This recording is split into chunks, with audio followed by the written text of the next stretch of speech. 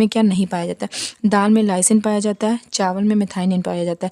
चावल में लाइसिन नहीं पाया जाता है और दाल में मिथाइनिन नहीं पाया जाता है। ठीक है, तो इस तरीके से समझ गए, जो इसमें पाया जा रहा वो इसमें नहीं पाया जा रहा, जो इसमें पाया जा रहा वो इसमें नहीं पाया जा रहा। ठीक है, तो इस प्रकार से जैसे एक में एक चीज़ पाई जा रही है, दूसरी चीज़ नहीं पाई जा रही, तो दूसरी चीज़ को खाकर एक की कमी पूरी की जा सकती है। ठीक है, उसके अलावा दाल जो होती है उसमें आपका जो है थ्रियोनिन ट्रिप्टोफैन भी नहीं पाए जाते हैं। उसके साथ साथ अनाज में आपके लाइसिन में जो है कुछ मात्रा में पाया जाता है, बहुत कम मात्रा में पाया जाता है बहुत कम मात्रा में। तो जो है आपने क्या क्या देखा, दाल में लाइसिन पाया जाता है और चावल में मिथाइनिन पाया जाता है। चावल में लाइसिन नहीं पाया जाता है और दाल में वो मिथाइनिन नहीं पाया जाता है। ठीक है, इसके साथ साथ दाल में आपके थ्रियोनिन ट्रिप्टोफैन भी नहीं पाए जाते हैं। ठीक है, उसके बाद ये जो है इसमें जो है कोई भी अमीनो अम्ल जो है आपके नहीं पाए जाते हैं। ये ऐसी प्रोटीन होती है अपूर्ण प्रोटीन, इसमें किसी भी प्रकार के आवश्यक अमीनो अम्ल नहीं पाए सकते। ये हमारे जीवन को किस प्रकार से बनाए रखने में सहायक भी नहीं हो सकते। जैसे आपके क्या होता है, मक्के में जो जीन प्रोटीन होती है वो, इसके अलावा इसमें कोई भी अमीनो अम्ल नहीं पाया जाता है। उसके बाद में फलों में जो जिलेटिन प्रोटीन होती है, इसमें भी किसी प्रकार का कोई भी अमीनो अम्ल नहीं पाया जाता है। तो क्या हुआ, इसमें जो है उच्च कोटि के जैविक मूल्य पाए गए, किसमें, इसमें सभी आवश्यक अमीनो अम्ल पाए गए। इसमें जो है किसी में कोई आवश्यक अमीनो अम्ल पाए गए, किसी में नहीं पाया गया। इसी वजह से इसको संयोजक विधि के माध्यम से इसका प्रयोग किया गया। और ये जो अपूर्ण प्रोटीन थी, इसमें किसी भी प्रकार का कोई भी अमीनो अम्ल नहीं पाया गया। उसके बाद भौतिक गुण व घुलनशीलता के आधार पर, भौतिक गुण के आधार पर साधारण प्रोटीन, संयुग्मी प्रोटीन और व्युत्पन्न प्रोटीन होता है। तो इसमें क्या होता है, ये जो साधारण प्रोटीन होती है ये केवल अमीनो एसिड से बनते हैं। ठीक है, इसमें जो है जो अमीनो एसिड पाए जाते हैं, अमीनो एसिड से मिलकर प्रोटीन बनता है। तो ये क्या होता है, ये केवल अमीनो एसिड के साथ में मिलते हैं, अमीनो एसिड से बनते हैं। इसमें केवल अमीनो एसिड होते हैं। वहीं आपकी जो संयुग्मी प्रोटीन होती है, इसमें जो है अमीनो एसिड के साथ में अन्य पोषक तत्व भी मिलते हैं। संयुग्मी, देखिए इसको अगर आप खुद से भी एक बार पढ़ेंगे तो बहुत आसानी से समझ में आ जाएगा। संयुग्मी यानी कोई साथ में, और इस वाले को भी पढ़ेंगे तो इसको भी, ये देखिए इसको भी पढ़ेंगे तो अर्ध संपूर्ण, यानी कि एक में है आधा आधा आधा आधा मिलके संपूर्ण हो गया। ठीक है, तो ये अगर आप इसको भी अच्छे से पढ़ लेंगे तो बहुत अपूर्ण, इसमें कुछ है ही नहीं, पूर्ण इसमें सब कुछ है। अर्ध संपूर्ण यानी आधा आधा मिलके संपूर्ण हो गया। ठीक है, इस तरीके से भी आप लोग टेक्निक के माध्यम से भी इसको याद रख सकते हैं। पूर्ण प्रोटीन यानी सारे ही जैविक मूल हैं, सारे ही अमीनो एसिड हैं। अर्ध संपूर्ण यानी आधा आधा मिलके संपूर्ण हुआ है, तो आधा किसी से लेना, आधा किसी से लेना। अपूर्ण यानी कोई भी प्रोटीन नहीं है। ठीक है, तो इस तरीके से ट्रिक के माध्यम से भी आप इसको बहुत अच्छे से समझ सकते हैं। उसके बाद में कहाँ पे थे हम लोग, यहाँ पे थे।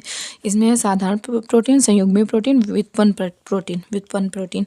तो साधारण प्रोटीन या वो होते हैं जो केवल अमीनो एसिड से मिलकर बनते हैं। संयुग्मी प्रोटीन वो होते हैं जब अमीनो एसिड के साथ में अन्य आवश्यक पोषक तत्व मिलाया जाए। संयुग्मी यानी साथ में, तो अमीनो एसिड के साथ में है क्या, अन्य आवश्यक पोषक तत्व।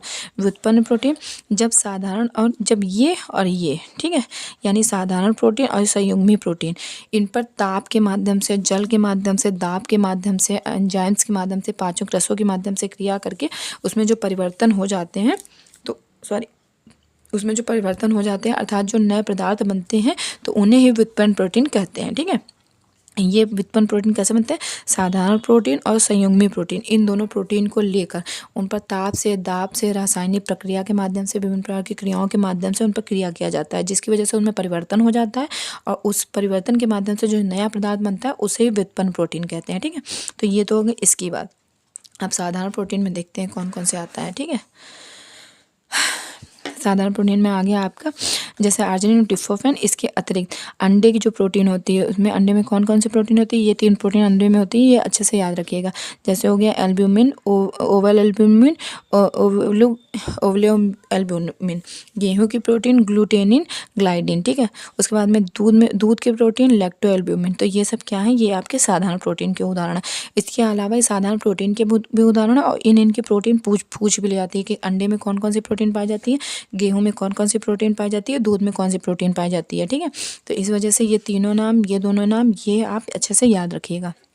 उसके बाद संयुग्मी प्रोटीन। संयुग्मी प्रोटीन क्या होता है कि एक अमीनो एसिड के साथ में एक अन्य पोषक तत्व मिलकर जब प्रोटीन को बनाता है तो उसे कहते हैं संयुग्मी प्रोटीन। ठीक है, तो इससे बनने वाली प्रोटीन को संयुक्त प्रोटीन कहलाती है। जैसे ग्लाइकोप्रोटीन, तो इसमें ग्लाइको क्या है, ग्लाइको आपको पता है कि ग्लूकोज का रूप है।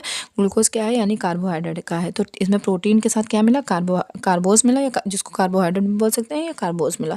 उसके बाद में आ गया न्यूक्लियोप्रोटीन।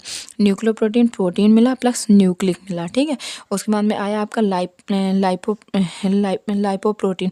लाइपो क्या हो गया आपका, लिपिड्स यानी वसा का रूप हो गया। ये वसा का रूप हो गया लाइपो प्लस प्रोटीन, तो इसमें प्रोटीन मिला प्लस वसा मिली। ठीक है, फास्फोप्रोटीन, प्रोटीन मिला प्लस फास्फोरस मिला। इसमें यानी एक मिनरल्स में मिल गया और इसमें प्रोटीन भी मिल गए। तो इस प्रकार से जब मिले हुए बन के दिखाई दें तो आप तुरंत समझ सकते हैं कि ये संयुग्मी प्रोटीन है। ठीक है, उसके बाद में लास्ट का व्युत्पन्न प्रोटीन क्या हुआ, जब साधारण और युग्मी प्रोटीन पर ताप के माध्यम से, जल से माध्यम से, रासायनिक प्रक्रियाओं के माध्यम से जो उनमें परिवर्तन किया जाता है उसके माध्यम से जो नया पदार्थ बनता है तो उसे व्युत्पन्न प्रोटीन कहते हैं। उसके उदाहरण कौन से हैं देख लीजिए, जैसे पेप्टोन, पेप्टाइड, पॉलीपेप्टाइड। ठीक है, ये कौन से हैं, ये आपके व्युत्पन्न प्रोटीन के उदाहरण हैं जो कि साधारण और संयुग्मी प्रोटीन पर क्रियाओं के माध्यम से ही बनाए गए हैं। ठीक है, उसके बाद में ये जो आपके जो व्युत्पन्न प्रोटीन को दो भागों में बांटा जाता है। इसमें कौन कौन से, एक प्राथमिक व्युत्पन्न प्रोटीन, दूसरा आपका हो गया व्युत्पन्न द्वितीयक प्रोटीन। इसमें प्राथमिक व्युत्पन्न प्रोटीन में आता है आपका प्रोटीन, मीटा प्रोटीन, जमे हुए प्रोटीन। ठीक है, उसके बाद में व्युत्पन्न द्वितीयक प्रोटीन में आता है आपका प्रोटियोस, पेप्टोन और पेप्टाइड। ये नाम ऐसे ही याद कर लीजिएगा क्योंकि कभी कभी ऐसे पूछ लेते हैं कि प्राथमिक व्युत्पन्न प्रोटीन में कौन आता है और व्युत्पन्न द्वितीयक प्रोटीन में कौन आता है। ठीक है, तो द्वितीयक में आता है प्रोटियोस, पेप्टोन और पेप्टाइड। प्राथमिक में आता है प्रोटीन, मेटा प्रोटीन, जमे हुए प्रोटीन। उसके बाद में प्राप्ति के आधार पर, तो मैंने आपको पहले ही बता दिया था कि प्रोटीन की प्राप्ति हमें वनस्पति जगत और प्राणी जगत से होती है। वनस्पति की जगत से प्राप्त होने वाली प्रोटीन को अपूर्ण प्रोटीन भी बोला जाता है। इसके अंतर्गत आपके दाल, सोयाबीन, बादाम और काजू, मूंगफली आदि आएंगी। ये अपूर्ण प्रोटीन में नहीं आएगी, ये आएगा आपका, ये आपका अपूर्ण प्रोटीन नहीं, ये अर्ध संपूर्ण प्रोटीन होएगा आपका, अर्ध संपूर्ण प्रोटीन। इस वजह से क्योंकि इसमें वनस्पति जगत से भले ही प्राप्त हो रहा है तो इसमें ऐसा नहीं है कि इसमें कोई भी प्रोटीन नहीं है। ठीक है, कोई भी प्रोटीन इसमें अपूर्ण प्रोटीन में नहीं होती है, जिसका जैविक मूल्य कुछ भी नहीं होता है और जिसमें कोई भी अमीनो अम्ल नहीं होते हैं और जो शरीर से को किसी भी प्रकार का लाभ नहीं प्रदान करती है। लेकिन वनस्पति जगत से जो प्रोटीन प्राप्त होती है वो अपूर्ण नहीं होती, वो अर्ध संपूर्ण प्रोटीन में आएगी। जिसमें हो गया, इसमें दाल, चावल, इसमें हो गया दाल, सोयाबीन, बादाम, काजू, मूंगफली आदि। ये अगर एक के साथ एक लिए जाते हैं तो जो इसमें है एक अलग अमीनो एसिड के साथ में एक अलग अमीनो एसिड प्राप्त हो जाता है तो वनस्पति, हाँ, इसका जैविक मूल्य उतना उच्च नहीं होता है जितना कि प्राणिज जगत से प्राप्त होने वाला होता है। लेकिन इसका मतलब ये नहीं है कि इसे अपूर्ण प्रोटीन बोला जाएगा। इसमें जो इससे जो लाभ प्राप्त होते हैं वो इसकी अपेक्षा कुछ कम होते हैं, लेकिन इससे भी वनस्पति जगत की जो प्रोटीन होती है वो भी हमारे स्वास्थ्य के लिए अच्छी होती है। बस इससे जो जैविक मूल्य प्राप्त होते हैं वो उच्च कोटि के होते हैं और इससे जो जैविक मूल्य प्राप्त होते हैं वो उतने अधिक उच्च कोटि के नहीं होते हैं। इसके बाद में देखते हैं प्राणिज प्रोटीन। प्राणिज जगत से प्राप्त भोज्य पदार्थों का प्रोटीन अधिक उत्तम होता है। मैंने अभी आपको पहले ही बता दिया था कि जो प्राणिज जगत से प्राप्त होने वाला प्रोटीन होता है, प्राणिज जगत से प्राप्त होने वाला जो आपका प्रोटीन होता है वो अधिक उत्तम होता है। इसमें सभी प्रकार के आवश्यक अमीनो एसिड उपस्थित होते हैं, जैसे मांस, मछली, अंडा। ठीक है, तो मैंने आप लोग का यहाँ तक अब बता दिया है। प्रोटीन की कमी से होने वाले रोग बचे हुए हैं वो मैं आपको नेक्स्ट पार्ट में बताऊँगी क्योंकि ये वीडियो काफ़ी लंबा हो जाएगा। तो मैंने आप लोग को आज क्या क्या बताया, मैंने आपको अमीनो अम्ल का गुण बताया, उसके बाद मैंने आपको प्रोटीन के कार्य बताए, प्रोटीन का वर्गीकरण बताया, गुणवत्ता के आधार बताया। पूर्ण प्रोटीन में इसमें सभी प्रकार के आवश्यक अमीनो अम्ल विद्यमान होते हैं। अर्ध संपूर्ण प्रोटीन में एक एक को मिला के संपूर्ण बनाया जाता है। उसके बाद में अपूर्ण प्रोटीन में इसमें किसी भी प्रकार के अमीनो अम्ल विद्यमान नहीं होते हैं। उसके बाद में मैंने इसके आधार पर आपका वर्गीकरण बताया था। उसके बाद में मैंने आपको बताया भौतिक गुण व घुलनशीलता के आधार पर। इसमें साधारण प्रोटीन है, इसमें संयुग्मी प्रोटीन है, उसमें व्युत्पन्न। साधारण में केवल अमीनो एसिड होंगे, संयुग्मी में एक पोषक पदार्थ को प्रोटीन के साथ मिलाया जाएगा। व्युत्पन्न में साधारण प्रोटीन और संयुग्मी प्रोटीन पर ताप और दाब से क्रिया करके नया पदार्थ बनेगा, उसे ही व्युत्पन्न प्रोटीन बोलेंगे। ठीक है, उसके बाद व्युत्पन्न प्रोटीन को कितने भागों में बांटा गया है वो मैंने आपको बताया। उसके बाद प्राप्त के आधार पर वनस्पति प्रोटीन क्या है और प्राणिज प्रोटीन क्या है। इसका जो जैविक मूल्य होता है वो अच्छा होता है, लेकिन उतना अच्छा नहीं जितना प्राणिज जगह से प्राप्त होने वाले प्रोटीन का जैविक मूल्य उच्च होता है। तो इसे अर्ध संपूर्ण प्रोटीन के अंतर्गत रखा जाता है और प्राणिज प्रोटीन को आप जो है संपूर्ण प्रोटीन के अंतर्गत रख सकते हैं। ठीक है, उसके बाद प्रोटीन की कमी से होने वाले रोग बचे हुए हैं, तो वो हम आपको नेक्स्ट पार्ट में बताएंगे। तो मैंने आप लोग को जितना भी बताया है, तो आप लोग को वीडियो अच्छा लगा होगा। प्लीज़ वीडियो को लाइक करें, सब्सक्राइब करें, शेयर करें। Thank you so much.